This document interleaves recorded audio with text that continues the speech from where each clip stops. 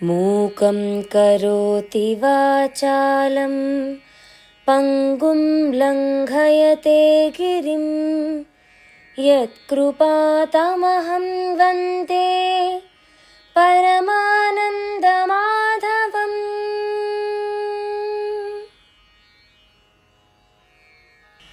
అధరం మధురం వదనం మధురం నయనం మధురం హసితం మధురం.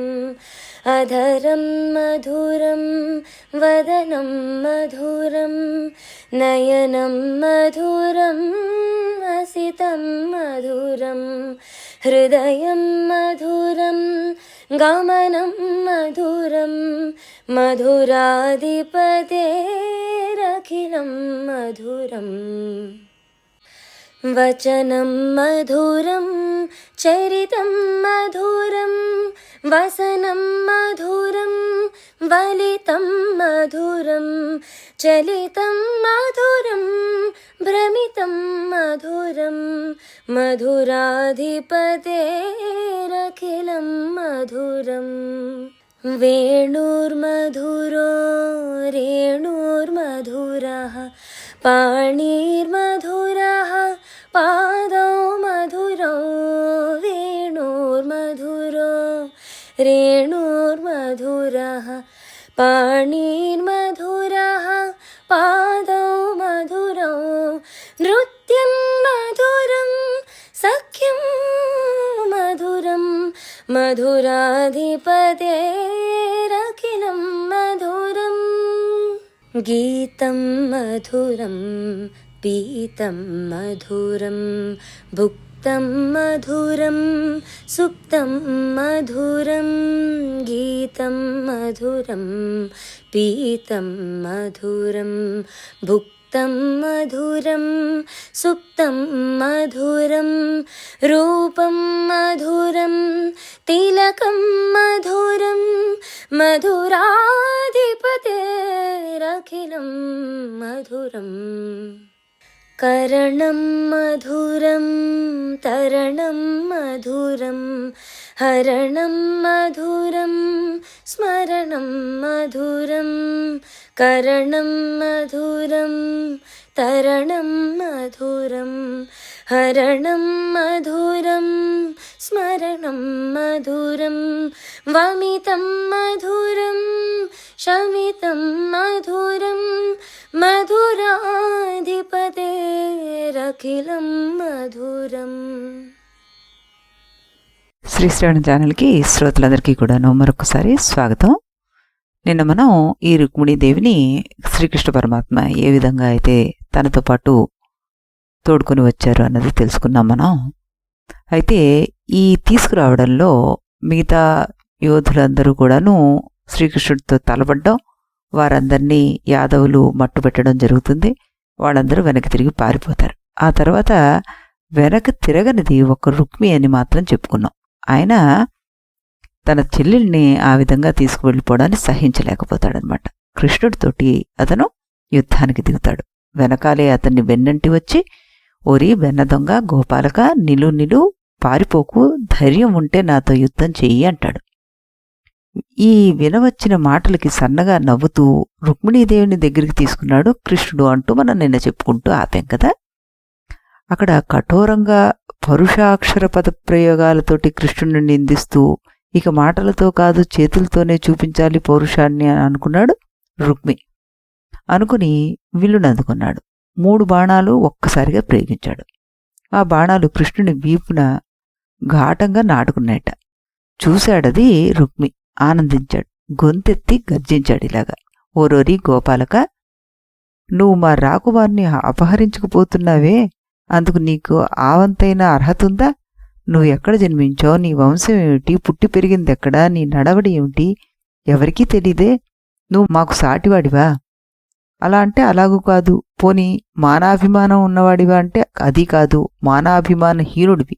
వంశమర్యాదలు తెలియవు నీకు. మాయలు తప్ప మరొకటి తెలియవు. ఎన్నడైనా సస్వరూపంతోటి శత్రువుని ఎదుర్కొన్నావా నువ్వు? లేదు కదా. ఇన్ని మాటలెందుకు?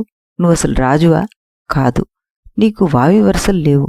నీలాంటి వాడికి సుక్షత్రియ కన్య కావలసి వచ్చిందా? చెబుతున్నది వినిపించుకో. మారు మాట్లాడుకున్నా నా చెల్లెల్ని వదిలి వెళ్ళిపో, లేదంటే నా దారుణ అస్త్రాలను రుచి చూడాల్సి ఉంటుంది. నిన్ను కాపాడేవారే ఉండరు అంటూ అన్నాడనమాట. ఈ నిందలు వినలేక విసుగుపోయాడు కృష్ణుడు. ఆగ్రహం తెచ్చుకున్నాడు. ఒకే ఒక్క బాణాన్ని ప్రయోగించి రుక్మి వింటిని 2 ముక్కలుగా చేసేశాడు. ఆ పైన 6 బాణాలు ప్రయోగించి రుక్మిని గాయపరిచేశాడు. తర్వాత 8 బాణాలు ప్రయోగించి రథాశ్వాన్ని కూల్చేశాడు. 2 బాణాలు ప్రయోగించి సారథిని సంహరించేశాడు. 3 బాణాలు ప్రయోగించి కేతనాన్ని చించి పోగులు పెట్టేశాడు. అయినా ఆశ్చర్యపడలేదు ఈ రుక్మి. ఇంకొక విల్లు అందుకున్నాడు. దాంతో పోరాటాన్ని కొనసాగించాడు. ఆ వింటిని కృష్ణుడు 2 ముక్కలు చేశాడు. మరో విల్లు అందుకున్నాడు రుక్మి. రకరకాల బాణాలను కృష్ణుడిపై ప్రయోగించాడు. దానిని ముక్కలు చేసేశాడు కృష్ణుడు. అప్పుడు పరిఘ, పట్టిసం, శక్తి, తోమరాదులు అనేక ఆయుధాన్ని ప్రయోగించి కృష్ణుడితోటి ఎడతెగిన యుద్ధం చేశాడు ఈ రుక్మి. అతను ప్రయోగించిన ప్రతి ఆయుధాన్ని ఎదుర్కొన్నాడు కృష్ణుడు. వాటిని నాశనం చేశాడు. చేసేది లేక చివరికి కత్తి పట్టాడు రుక్మి. కత్తితోటి కృష్ణుడు మీదికి లంఘించాడు. దాడి చేయబోతున్న రుక్మిణి అతని కత్తిని 2 బాణాలతో నిరోధించి నిస్సహాయంగా నిలిచిన రుక్మి శీర్షం ఖండించేందుకు కత్తితోటి ముందుకు ఉరికాడు కృష్ణుడు. ఆ రోషారుణమూర్తికి అడ్డుపడింది రుక్మిణి. అతని పాదాలపై పడి ప్రార్థించిందిలా, స్వామి, నువ్వు సాక్షాత్ పరమేశ్వరుడు అని, సర్వలోక శరణ్యమూర్తివి. మా అన్నకు తెలియదు ఈ విషయం. తెలియక నీతో యుద్ధానికి తలబడి ప్రాణాల మీదకు తెచ్చుకున్నాడు. దయచేసి అతన్ని విడిచిపెట్టు. నా మీద నీకేమాత్రం ప్రేమ ఉన్నా ఈ సహాయం నాకు చేసిపెట్టు. అనాథనాథుడు, కరుణామూర్తివి. నువ్వే కాపాడకపోతే నా అన్నని ఎవరు కాపాడతారు? మా అన్న తప్పు చేయడం లేదని చెప్పడం లేదు. కాకపోతే నువ్వు మా అన్నను చంపితే పరమేశ్వరుడే మా అల్లుడైనాడని మేము మహాభాగ్యవంతులమని ఆనందిస్తున్న నా తల్లిదండ్రులకి ఇది పెనుశాపం అవుతుంది. వారు పుత్రశోకంతో కుమిలిపోతారు అంటూ ప్రార్థించింది. రుక్మిణి ప్రార్థనకు కరిగిపోయాడు కృష్ణుడు. వణికిపోతున్న ఆవిడ్ని దగ్గరికి తీసుకున్నాడు. సన్నగా నవ్వి అభయాన్ని ప్రసాదించాడు. ఇటు రుక్మిణి చూశాడు. బావా అని పిలిచాడు. భయంగా నిల్చున్న రుక్మిణి తాళతో బంధించాడు. మీసం గడ్డం సహా శీర్షాన్ని ఒకవైపు మొండనం చేసి అతన్ని విరూపించేశాడు. ఆ సరికి శత్రువులందర్నీ తరిమికొట్టి అక్కడికి చేరుకున్నారు యదువీరులు. బలరాముడు కూడా వచ్చాడు అక్కడికి. తాళతో బంధింపబడి విరూపిగా ఉన్న రుక్మిణిని చూశాడు. కృష్ణుడు తప్పు చేశాడనుకున్నాడు. అసహనం ప్రదర్శించాడు బలరాముడు. ముందు రుక్మిణి బంధవిముక్తుణ్ణి చేయి కృష్ణ అన్నాడు. రుక్మిణి బంధవిముక్తుణ్ణి చేశాడు కృష్ణుడు. ఏమిటిది కృష్ణ? ఉచితానుచితాలు ఆలోచించక ఆప్తునికి ఈ రకంగా శిరోముండనం చేయడం శిరచ్ఛేదం కన్నా కూడాను పెద్ద శిక్ష. శత్రుమిత్రులందరూ నీకొకటే అంటావు, ఎందుకు ఇలా ప్రవర్తించావు అంటూ అడిగాడు బలరాముడు. అన్నకి సమాధానం చెప్పడం అమర్యాద. చెప్పక తల వంచుకున్నాడు కృష్ణుడు. రుక్మిణిని చూశాడు బలరాముడు. ఆర్ద్ర మధురస్వరంతో అన్నాడు ఆవిడతోటి ఇలాగా, అమ్మా, ప్రాణాలకి సంభవించే కీడుగాని మేలుగాని వాటి కర్మలను అనుసరించగలుగుతాయి. దీన్ని దృష్టిలో పెట్టుకుని మా కృష్ణుణ్ణి ఆదరించు, వాడిపై ఆగ్రహించుకు. మీ అన్న రుక్మి చేసిన పూర్వజన్మ పాప ఫలితంగానే ఈ శిక్ష అనుభవించాడు, కానీ అంతకు మించి ఏమీ లేదు. మా కృష్ణుడు చేసిన తప్పు ఎంతమాత్రమూ లేదు, అర్థం చేసుకో. చంపదగినంత తప్పు చేసిన బంధుమిత్రుల్ని చంపకూడదు. చంపితే దాన్ని మించిన మహాపాపం మరొకట్లేదు. దైవోపహతుల్ని వధించి ప్రయోజనం లేదు అన్నాడు బ్రహ్మ. అయినా రాజ్యకాంక్షతోటి రాజులు తోడబుట్టిన వారిని హతమారుస్తున్నారు. అయితే ఆత్మకి మానాపమానాలు అంటావు. విజ్ఞానవంతురాలివి, నీకు నేను చెప్పింది అర్థమైందనుకుంటాను అన్నాడు బలరాముడు. అర్థమైందన్నట్టుగా తలూపింది రుక్మిణి. వెళ్లి రథాన్ని అధిరోహించింది. కృష్ణుడు కూడా రథాన్ని అధిరోహించి పరివార సహితంగా ద్వారకా నగరానికి తరలిపోయాడు. వస్తే చెల్లెలు రుక్మిణిని వెంటబెట్టుకుని కుండీ నగరానికి వస్తానన్న రుక్మి చెల్లెలు వెంట లేకపోవడంతో ఆ నగరానికి వెళ్ళలేకపోయాడు. భోజకటకం అని ఓ నగరాన్ని నిర్మించుకుని అక్కడ ఉండిపోయాడు. యాదవ ప్రముఖులతోనూ పెద్దలతోనూ సంప్రదించాడు బలరాముడు. రుక్మిణీ కళ్యాణానికి శుభముహూర్తాన్ని నిర్ణయించాడు. ఆ వర్తమానాన్ని బంధుమిత్రులకి చేరవేశాడు. శ్రీకృష్ణుని వివాహానికి ద్వారకాపురిని అలకాపురిలాగా అలంకరించమని ఆదేశించాడు. బలరాముడు చెప్పినట్టుగానే ద్వారకాపురిని అత్యద్భుతంగా అలంకరించారు. అక్కడ మణిమాణిక్యమైన గోడలకి కుంకుమ పూత పూశారు. కొత్త శోభ తీసుకొచ్చారు. స్తంభాలకు బంగారు పూత పూశారు. వెలుగులు విరజిమ్మారు. ముత్యాల చూర్ణంతోటి నగరం అంతా ముగ్గులు వేశారు. మామిడి తోరణాలు వేలాడదీశారు. సౌధాలపైన పతాకాలెత్తారు. రుక్మిణీ కృష్ణుల కళ్యాణానికి యాదవ రాజులంతా బంధుమిత్రులతో చతురంగ సైన్యాలతోనూ ద్వారకాపురికి చేరుకున్నారు. తమ తపస్సులు ఫలించాయన్న ఆనందంతో మునిపుంగవులంతా ద్వారకాపురికి చేరుకుని అక్కడ అందాల్ని చూసి పొంగిపోయారు. అన్ని జాతుల వారు, అన్ని కులాల వారు వచ్చారు అక్కడికి. నిర్దేశించిన విడుదలలో విశ్రమించారు. వచ్చిన వారికి సేవలు అందుతున్నది లేనిది సాత్వికి పర్యవేక్షించసాగాడనమాట. శుభలగ్నం సమీపించింది. వధువరులిద్దరూ మంగళ వేషాలతోటి వేదికను అలంకరించారు. పురోహితుల ఆదేశానుసారం పూజా హోమాదులు నిర్వర్తించారు. శుభముహూర్త వేళ కృష్ణుడు రుక్మిణీదేవిని మంగళసూత్ర బంధనంగా పరిగ్రహించాడు. పెద్దలు ముత్తైదులు చలిన మంగళాక్షతులతో సహా ఆకాశంలోని దేవతలు కురిపించిన పుష్పవృష్టితోటి వీరి వివాహం జరిగిపోయింది. వారిద్దరూ మెరిసిపోయారు. అటు దేవతా ప్రముఖులు ఆశీర్వచనాలతో సహా ఇటు భూదేవతల ఆశీస్సులకు బంధుజనులందరూ ఆనందించారన్నమాట. రుక్మిణీ కృష్ణులకు అంతా శుభం అని పలికారు. వివాహ మహోత్సవం ముగిసింది. రుక్మిణితో సహా కృష్ణుడు యాదవ వృద్ధులకు, తల్లిదండ్రులకు, వృద్ధ బ్రాహ్మణులకు నమస్కరించి ఆశీస్సులు అందుకున్నాడు. విద్యా వయో తపోవృద్ధులైన విప్రులను అనేక విధాలుగా అర్చించి వారికి 8,000 రథాలను, 11,500 ఏనుగులను, అసంఖ్యాకంగా గుర్రాలను, లెక్కలేనన్ని ఆలమందలను, అమూల్యాలంకారాలను, వినూత్న వస్త్రాలు ఆదిగా దానాలిచ్చి తృప్తి కలిగించాడు. గాయకులకు, మంగళ పాఠకులకు, సూతులకు మొదలైన వారందరికీ అనేక బహుమతులు అందజేసి వారిని ఆనందింపచేశారు. అందరూ పంచపక్ష ప్రమాణాలతోటి విందులు ఆరగించారు. వివాహ మహోత్సవం అలా ముగిసిపోయింది. ఉత్సవం ముగిసిన తర్వాత మునీదులందరికీ పూజలు ఆచరించి వారితో సహా అతిథులందరినీ విశేష గౌరవ ప్రసంగాలతోటి వీడుకున్నాడు కృష్ణుడు. వారిని వీడుకుని రుక్మిణిని చేయందుకుని విహరించాడు. రుక్మిణీ కృష్ణులిద్దరూ మనోజ్ఞ సౌధాలలో, సముద్ర తీర సైకతాలలో, రైవతగిరి గుహాంతరాలలో, సరోవర తీరాల్లో, పూల పొదరిళ్లలో యథేచ్ఛగా విహారాలు సలిపారు.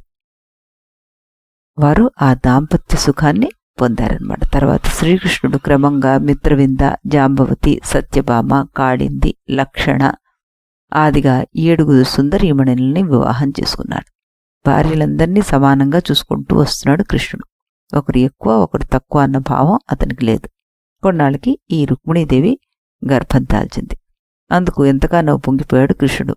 తమ అతిలోక వైభవానికి అనుగుణంగా రుక్మిణికి సీమంతం కూడా చేశాడు. గతంలో శివుని 3వ కంటికి దగ్ధమైన మన్మధుడు రుక్మిణి గర్భంలో ప్రవేశించి అపూర్వ సౌందర్యంతో తిరిగి జన్మించాడనమాట. రుక్మిణి పిల్లవాడిని ప్రసవించగానే ఆకాశవాణి ఇలా పలికింది. ఈ పిల్లవాడి పేరు ప్రద్యుమ్నుడు. రుక్మిణి పొత్తిళ్లలో ప్రద్యుమ్నుడు బాలభాస్కరుడిలాగా ప్రకాశించసాగాడు. అయితే ఆ ప్రద్యుమ్నుడే తన పాలిటి శత్రువు అని శంబరాసురుడికి తెలిసి తెగించాడతను. ప్రద్యుమ్నుడు పుట్టిన 7వ నాటి రాత్రి అతి రహస్యంగా అంతఃపురంలోకి ప్రవేశించాడు. రుక్మిణీదేవి పొత్తిళ్లలో నిద్రిస్తున్న ప్రద్యుమ్నుణ్ణి అందుకున్నాడు. తీసుకొచ్చి సముద్ర గర్భంలోకి విసిరేశాడు. లోనికి వచ్చిపడ్డ ప్రద్యుమ్నుణ్ణి ఒక చేప మింగిందప్పుడు దైవ సంకల్పంతో అది ఒక జాలరి వలలోకి చిక్కింది. ఆ జాలరి శంబరాసురుణ్ణి రాజధాని ఇక్షుమతీపురానికి చెందినవాడు. చేప అందంగా ఉంది, విచిత్రాకృతిలో ఉంది, చిత్ర విచిత్రంగా రంగులీనుతోంది. చూసి ఆశ్చర్యపోయాడు ఆ జాలరి. ఇలాంటి చేపని రాజాంతఃపురానికి చేర్చడమే భావ్యం అనుకున్నాడు. ఆ చేపని శంబరాసురుని భార్య మాయావతీదేవికి బహుకరించాడు. ఆ దేవి ఆ చేపను వంటవాడికిచ్చింది. అతడు ఆ చేపను 2గా ఖండించడంతో లోపల గల ప్రద్యుమ్నుడు ఏడుస్తూ బయటపడ్డాడు. చూడచక్కగా ఉన్నాడు పిల్లాడు, చంద్రుల్లా ఉన్నాడు. చూసి ఆనందించింది మాయావతీదేవి. పిల్లవాడిని తీసుకుని గుడ్డలకు హత్తుకుంది, ఓదార్చింది. తర్వాత వాణ్ణి ప్రేమాతిశయంతో పెంచసాగిందనమాట. అయితే ఈ విషయం ఈ శంబరాసురుడికి తెలిసింది, ఆవిడ ఒక పిల్లవాడిని పెంచుతోందని. కాని పెద్దగా వివరాలేమీ సేకరించలేదు. దాంతో ఆ శిశువు ఎవరో అనుకున్నాడు. పిల్లలు లేరు, మాయావతి ముచ్చట పడుతోంది, కాదంటే లేనిపోని రభసాని ఊరుకున్నాడు ఈ శంబరాసురుడు. ప్రద్యుమ్నుడు పెరిగి పెద్దవాడయ్యాడు. అతనికి విద్యలతో సహా దానవుల మాయలు కూడా నేర్పించింది ఈ మాయావతి. కొద్ది రోజులు గడిచాయి. ఈ ప్రద్యుమ్నుడు పరిపూర్ణ యవ్వనవంతుడయ్యాడనమాట. ఆ తర్వాత ఏం జరిగింది అన్న విషయాన్ని మనం రేపు ఇదే సమయానికి ఇదే ఛానల్లో కలుసుకుని అప్పుడు చెప్పుకుందాం. అంతవరకు సెలవు.